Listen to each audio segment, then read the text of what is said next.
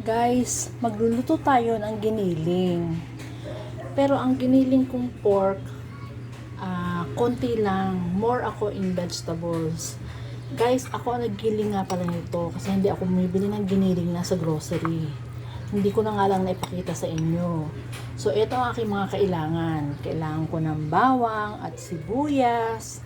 Siyempre, giniling, patatas, carrots, at saka bell pepper. At ito ang inilalagay ko. Yung menudo recipe mix. Ready recipe mix. Sauce. Ayan. Raisins at saka green peas. O, ayan guys. Ito na ang aking kawali. Lalagyan ko na to ng mantika para makapag-umpisa na tayong maggisa.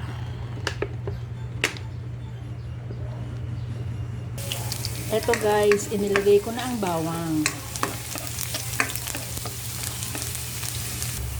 Golden brown na ang aking bawang, kaya ilalagay na natin ang sibuyas. Ilagay na natin ang pork. Meron na nga palang paminta yan. Purong laman guys ang aking pork. O guys, marami rin naman yung pork ko Kaya balance lang yan. Lagyan natin ng patis.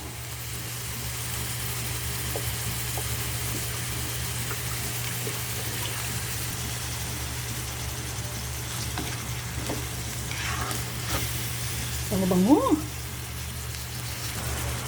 Ilagay natin ang patatas, ang carrots, at ang bell pepper.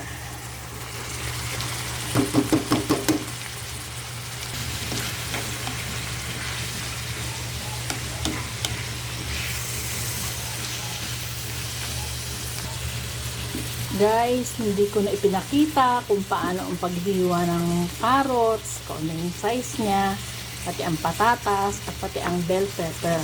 Kasi syempre, pag nakita nyo ganyan, alam nyo na yon.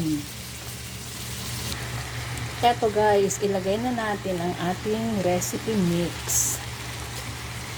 Recipe soy sauce. Yan, nabuyoy na naman. Eto. Menudo ang flavor para masarap.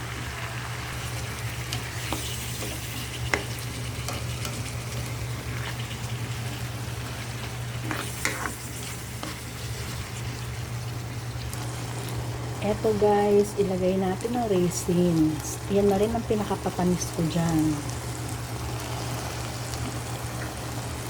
Then, ilagay natin ang green peas.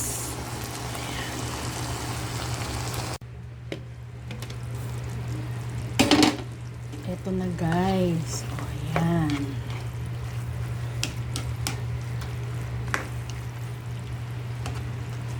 Ayan guys. Luto na ang ating giniling. Natikman ko na rin siya at okay naman, masarap. Okay guys, thank you for watching. Bye! See you next time!